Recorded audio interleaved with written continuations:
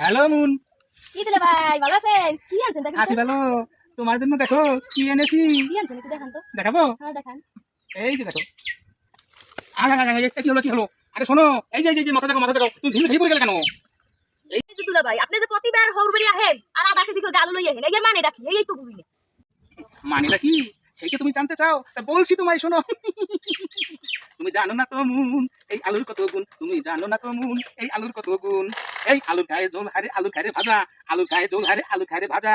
আরে আলুর বড়া খাইতে হারে কত লাগে মজা হারে। ও রে মুন তুমি জানো না তো আলুর কত গুণ, আলু খায় পোড়ায় আর আলু খায় ভর্তা, আরে সরষে তেল দিয়ে মাইখা দিলে ভালোবাসেন কর্তা। ও তুমি জানো না তো মুন এই আলুর কত গুণ। আলুটা আমার কাছে দেন আর আপনি এখানে এসে তো দিচ্ছেন না। বিশ্রাম দেবো। হ্যাঁ, এই যেমন শালি না থাকলে শ্বশুর বাড়ি বেড়াইতে গেলে কেউ ভালো লাগে। আমি তো তোমার মায় নাই করিয়ে বলছো না। কি করলা তুমি? কি করলা তুমি? আপনি বাড়ি যান না পাইলে কিন্তু আপনারে মুগুর দেবে।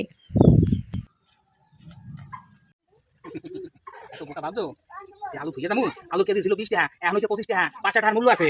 এত সস্তা আলু ব্যাগ ভরিয়া লইয়া বাড়ি যাবো। থুয়ে যাবো তোমার লাগে পরে আবার তো নিজে তরকারি দেখি খাবা খাও মনে।